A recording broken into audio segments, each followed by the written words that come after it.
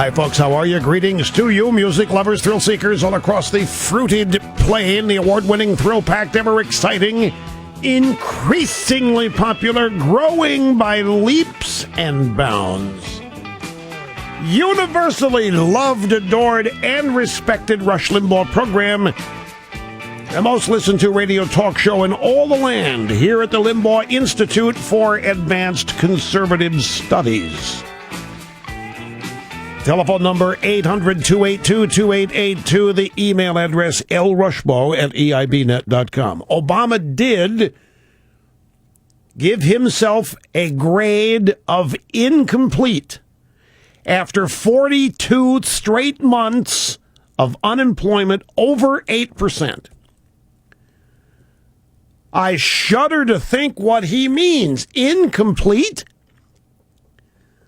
Apparently, there are still too many people with jobs, too many businesses still trying to make a go of it. Obama just said somewhere that he's going to get all misty watching Mrs. Obama tonight, and that he doesn't want his daughters to see him cry. He's going to get all misty, which reminds me of a Clint Eastwood movie, Play Misty for Me. Yeah, it was about the killer groupie. Eastwood was a disc jockey in Carmel, California. Now, what was the actress's name? Oh, I'm having a mental block on the actress's name. But she played a groupie. No, not Harper. It was Jessica Walter. Close. Jessica Walter played the groupie who tried to kill Eastwood. And Obama now says he's going to get all misty watching Mrs. Obama speak tonight. I wonder if she'll ask us, are you eating better today than you were 4 years ago? Well, what has her reign been about? But food and what people eat. Anyway, folks, great to have you. Telephone number here, 800-282-2882, if you want to be on the program. In advance of Clinton's speech at the Democrat convention, there have been, amazingly, a bunch of articles recalling Clinton's disparaging remarks about Obama during the 2008 campaign. Now, that book, Game Change, which HBO made into a movie about Sarah Palin, Mark Halperin's book, Mark Halperin and John Heilemann, they described Clinton trying to get Ted Kennedy's endorsement for Hillary. And they had Clinton talking to Ted Kennedy. And they quote Clinton as saying, you know, Ted, a few years ago, this guy be getting us coffee. In the New Yorker, Ryan Lizza reports that the late Tim Russert told him of a similar comment by Clinton. According to Ryan Lizza, via Tim Russert, Clinton said to Ted Kennedy, hey, you know, Ted, a few years ago, this guy had been carrying our bags. And Clinton's impression of Obama hasn't improved since 2008. Last year, he told a bunch of friends, and this is Ed Klein, you know, in that book, The Amateur. Clinton told a bunch of friends, you know, this guy, Obama, he doesn't even know how to be president. He doesn't know how the world works. I mean, how could he? How he's been too busy fetching my coffee, carrying my bags. CNN's Soledad O'Brien, named after a prison, interviewed Ryan Lizza on Clinton's remark about Obama fetching baggage. And Soledad called the remark racist. Ryan Lizza said, no, it's not racial. Clinton doesn't have a racist bone in his body. See, when a Democrat describes a black guy as the step and fetch it, that's not racism. Because Democrats can't be racist.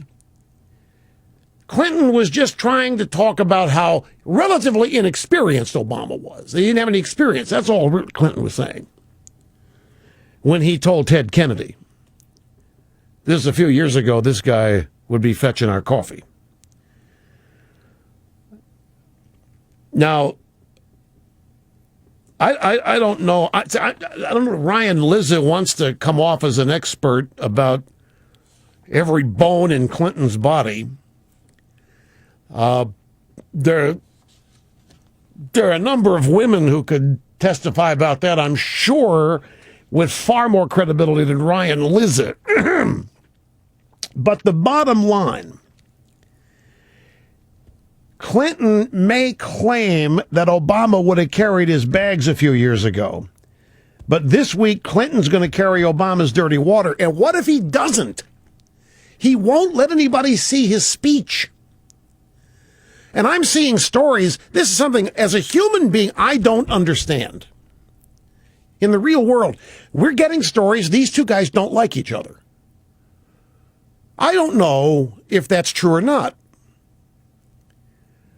But let's say that it is. I mean, some of the stories have said it's not. It's more than dislike. It is a visceral hatred that these guys have for one another. And the reason that Clinton has this hatred for Obama is obviously what he did to Hillary, that he played the race card on Clinton in the 2008 campaign, and that Obama is a much bigger star than Clinton ever was, which is saying something because in the Democrat Party, Clinton was it. And then on the other side, we're told that Obama has no love lost for Clinton either, and it's more than just dislike. So why, if you're Obama, would you dare have this guy? If they're really enemies, why would you give this guy prime time? Now, you know that he's going to be promoting his wife. The whole idea here is for Hillary to be back in the White House 2016, not now. I guess the assumption is that they're going to gut it up for the party, and at the end of this, Clinton is ultimately going to end up advocating for Obama. But it's still a risk. So I don't know if these stories about how these guys hate each other is really true or not, but they're out there. And knowing Obama as I think I do, this is if you're Clinton, you run and say, "Hey, Ted, this kind of guy, this guy be catching our baggage not long ago, fetching our car." That's the kind of stuff that would make Obama livid, and not ever forget that. And then chalk it up and pack it away for further use later on down the line.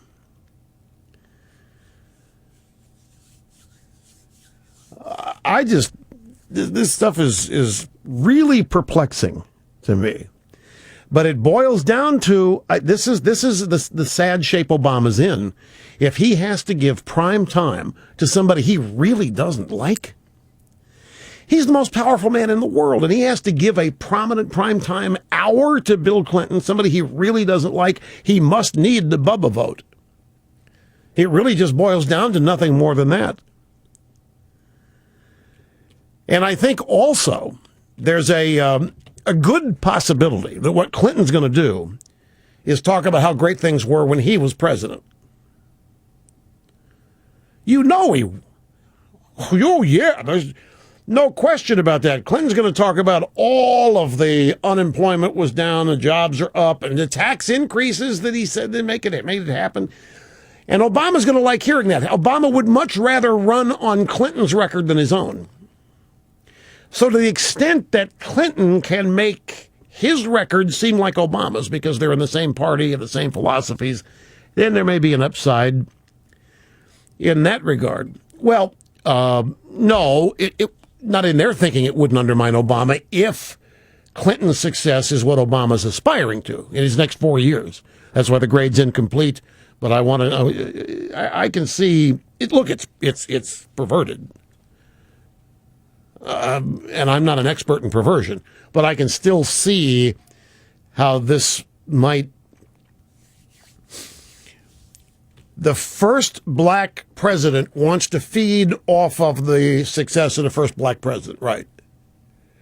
When you boil all of this down, but if the Republicans are smart, when this whole thing is over, after Clinton speaks, what Mitt or Ryan ought to go out there and say is, "Hey, Bill, your record, you didn't build that. You didn't build that. You couldn't have done that without the Republicans in Congress. You couldn't have done welfare reform without the Republicans in Congress. Throw it right back at them. So anyway, I'll tell you, who could carry all of Ted Kennedy and Bill Clinton's baggage anyway? Is that really a cut to Obama? All right. When we come back, audio sound bites before we get to your phone calls. A little bit of the trouble that the Democrats had on the Sunday shows trying to answer the question, are we really better off after 4 years of Obama?